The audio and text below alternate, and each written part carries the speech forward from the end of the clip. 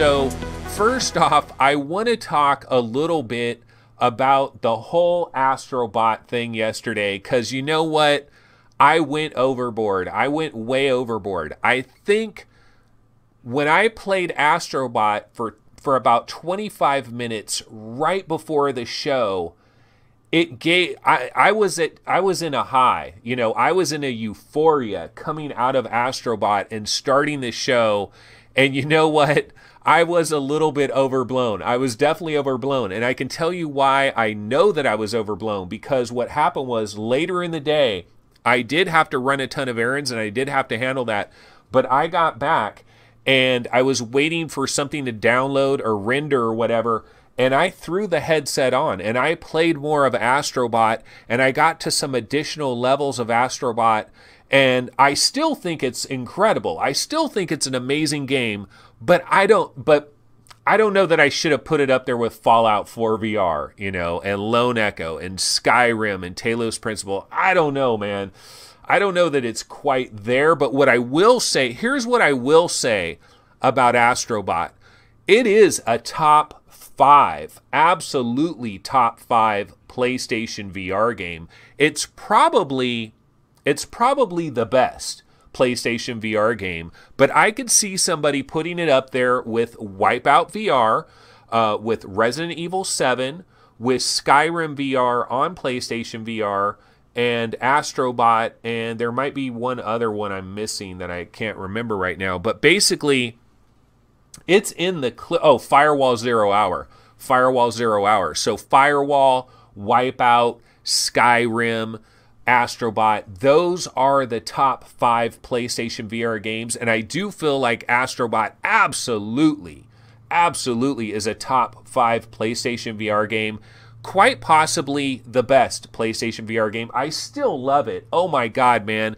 I've gotten to some amazing levels where, you know, I got to the underwater level where he's swimming around underwater. It's just so beautiful. The sharks and the dolphins and stuff. Oh my goodness. It is absolutely awesome. So I absolutely love Astro Bot. But when I was editing, or when I was adding timestamps for the videos last night and I was watching some of those rants I went on, I was like way overboard. I was way overboard because I was watching it. I'm like, oh my God, I'm saying Astro Bot is like the single best VR game ever. And it's not quite that. I don't think it's quite that. Okay, so Chris Gould says Astro Bot is magic, but still Wipeout for me. So he puts Wipeout VR number 1, but Astro Bot is right there. And Chevy says a very short honeymoon, a quick annulment. Yeah, yesterday I was saying that this is the honeymoon of all honeymoons, like you're in Tahiti, you know, and it's just this incredible honeymoon, right? I'm still in the honeymoon phase, and I still love the game. I can tell you right now, I haven't reviewed the game. I'm not ready to review the game, but the score is going to start with the number 9. The score is going to start with a 9, and it's going to have another digit next to it. I don't know what that other digit is, but I can tell you it's a 9 already, and I'm probably like 2 hours into the game, maybe. Got a ton of different levels I could possibly go through. So I'm still loving Astro Bot. The honeymoon period has worn off to a tad bit. It has. And I mean, it's still a great game. It's just, I know I just went too far overboard. I just went way overboard. I was just acting kind of crazy yesterday. Jim Hall says, you hyped the hell out of it for 30 minutes straight. That's what I mean. That's why I'm coming on here, and I'm quite embarrassed. I'm as embarrassed as Jeremy Horowitz was embarrassed for a number of days there. And then I was saying, dude, we owe Jeremy Horowitz an apology. Maybe we don't. I don't know. It's hard to say. It's really one of those things. But I guess this is just an example on video for how hyped you can get for something, you know, and then you can kind of come back down to earth a little bit. I think what it is those first 20 minutes in Astro Bot, I was in that construction level. And that construction level just looks so freaking good. Those of you guys in chat that have played the construction level, tell me, What's up with that? Because I'm saying the construction level is beautiful. Maybe the music in the construction level as well. Something was just so magical about that construction level.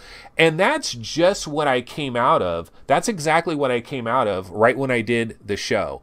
And so I was just on that euphoria. And as I continue to play it, the thing that sets in, the reality that does set in, is this reality that this is awesome, but I kind of know what it is. I kind of know what it is. It's still a 3D platformer. It's still very much like a Ratchet and Clank, a Spyro, a Super Mario 64. It's a 3D platformer that has been taken to a completely other level in VR.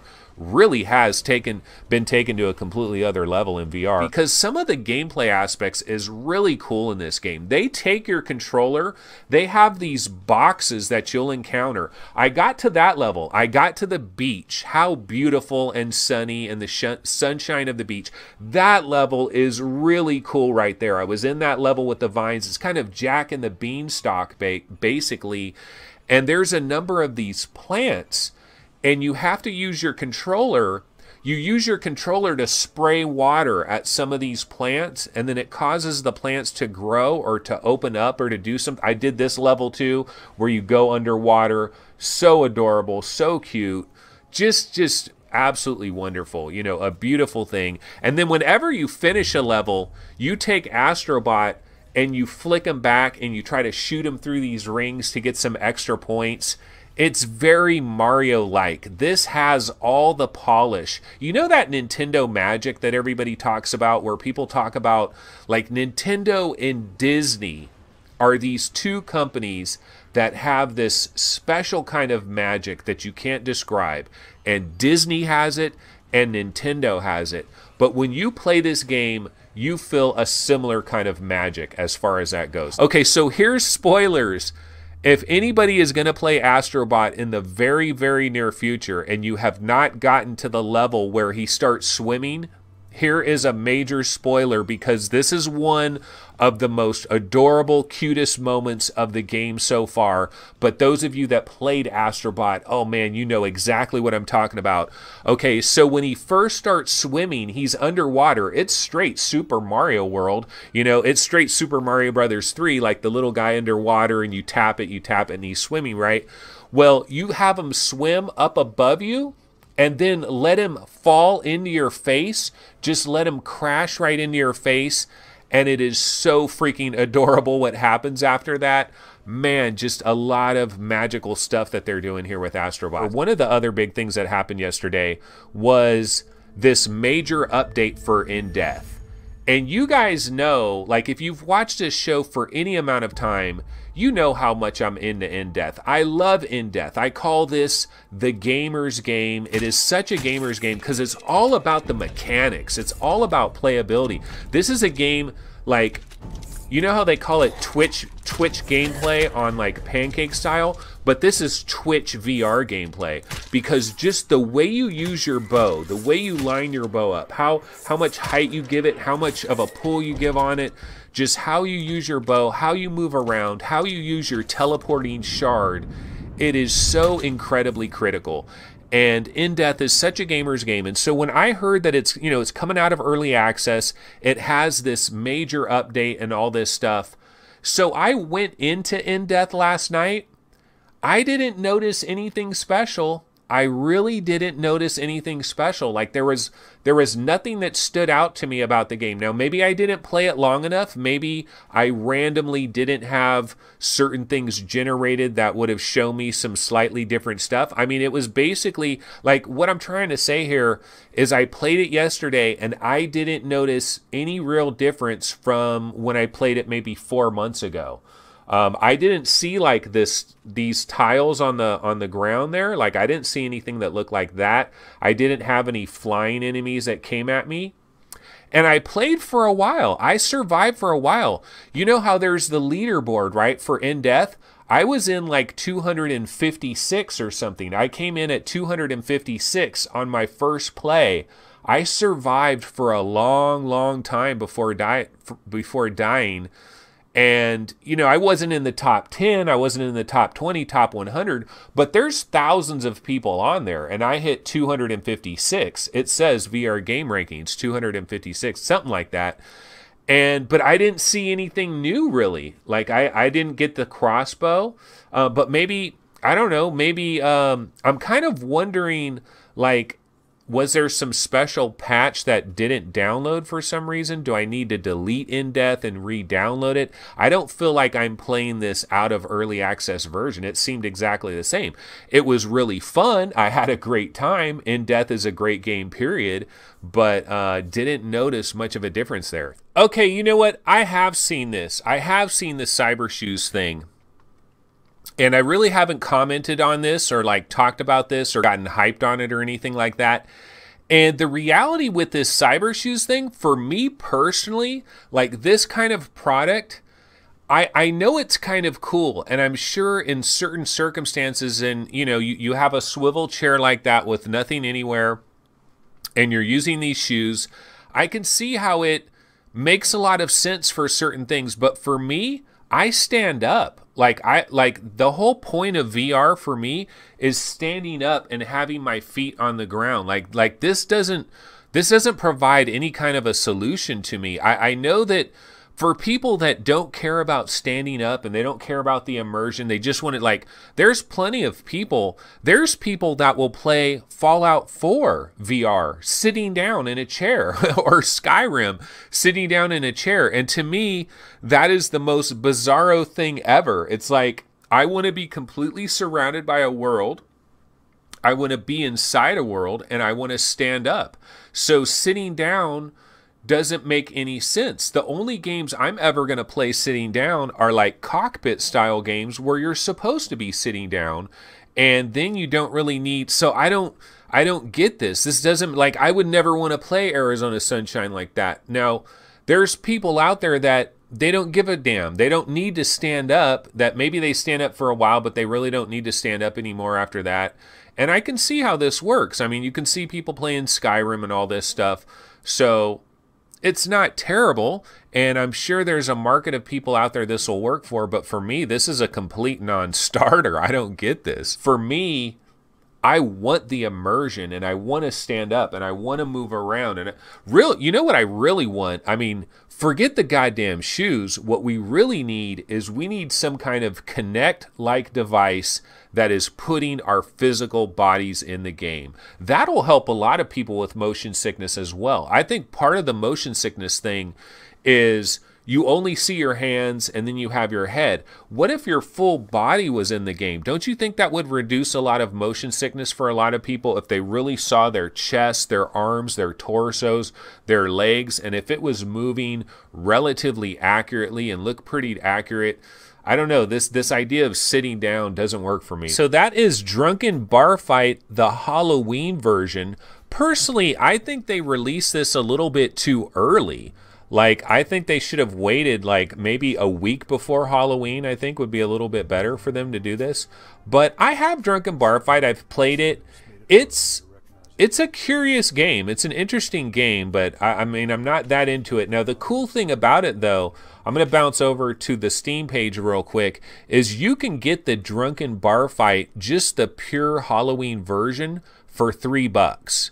So if you just want this kind of isolated experience, it's pretty much just basically one bar area, and it's the zombie mode, the Drunkn Bar Fight Halloween mode, for $3. It could give you a pretty good taste of what Drunkn Bar Fight is all about for that $3 price. You're just not going to get all these other levels that they've added at other points. So it's just kind of this simple version, one level bar without multiplayer. And so, like, if you get the full Drunkn Bar Fight, you have multiple levels, you have multiplayer and that.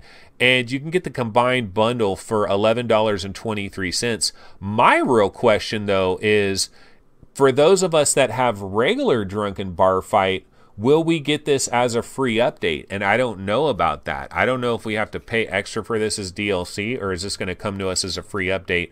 But this is Drunkn Bar Fight. I feel like the physics and stuff for Drunkn Bar Fight is very similar to Thrill of the Fight. It's basically like if the guy that made Thrill of the Fight made a barroom brawl simulator out of the thrill of the fight engine. That's what it kind of reminds me of. And it's pretty cool. It's pretty interesting, but you know, it's kind of one of these games that it's more of a comedy, screw around kind of a thing, play around with the physics kind of thing. Not the greatest in the world. I mean, I don't think I'm not putting this in my top 100 VR games. Drunkn Bar Fight's not going to be in my top 100 personally. So this game is currently available right now, and the big deal about this game is it's basically about as close as you could get to PT as you possibly could get, but maybe even better in terms of this world that you're exploring, which looks really, really cool. The ratings are very good on this game right now for the pancake version, and supposedly there is a VR version of this that is going to be coming in the not too distant future, but I don't know how quickly we're going to get the VR version of this. But does anybody remember PT?